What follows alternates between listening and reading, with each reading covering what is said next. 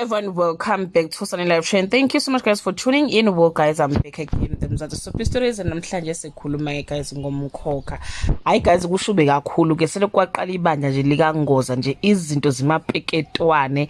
Njengoba nibonile ke guys last week ukuthi kuphuma isidumbu sika Sabelo esingazi ke ukuthi yini ebisikhalisa uGabsile kanjena guys, engazuthi ke ufelo babu ingane zakhe guys. Hayibo waze wakhala uGabsile Nkosi yami.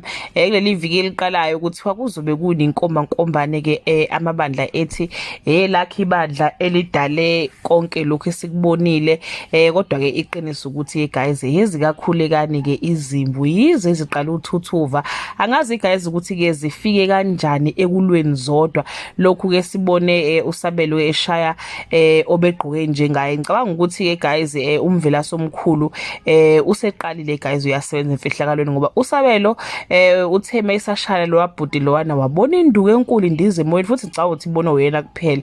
Wabaleka ke wayoshayeka la afele khona. Kuthiwa ke the two camps will blame each other for the day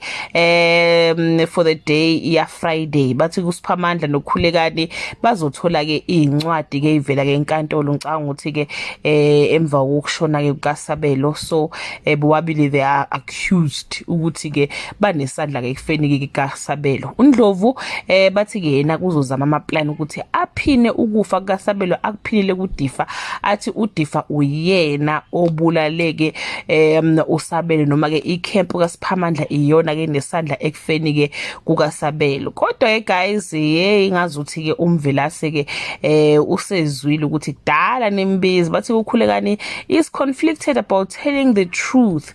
The two churches are almost shut down before the killer confesses. Ubani killer kanti ngampela ngoba phela lo umuntu lo ubalekile wahamba oyishala phayana. Ngingazi noma guys mhlawumbe khona umunye umphushile yini ke, we don't know, but what I saw ukuthi there was a stick ayibonile lapha phezulu, wabaleka ke sambona ke eseshayeke lapha na ke phansi ke. But ke guys bathi uKhulekani uzo give up ke isonto, kodwa ke bathi umthembu demands even more. Nanokuthi ke kube khona umuntu oconfessayo, ngicabanga ukuthi ke uyena kumthembu kuseqalile ke uyasebenza emfihlakalweni. Asazi ukuthi uzobe menza noKhulekani ukuthi ke agcine ke seconfessile ukuthi ubani umbulali kaSabelo, futhi aphinde anikele ngebandla noma ke agive up embonini wakho ukuthi ke uqala ke ibandla lamaJudiya elisha. Bathi kumthembu will demand even more than that from uKhulekani. Sazombona ke guys mhlawumbe ekhothamela ke uSiphamandla ke, we don't know.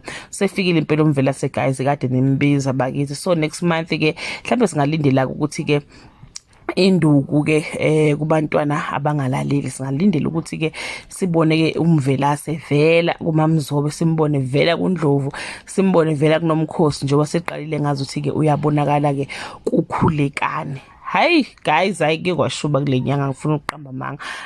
But ke guys, that brings us to the end of this video. Do leave your comment below and share your opinion. Bye.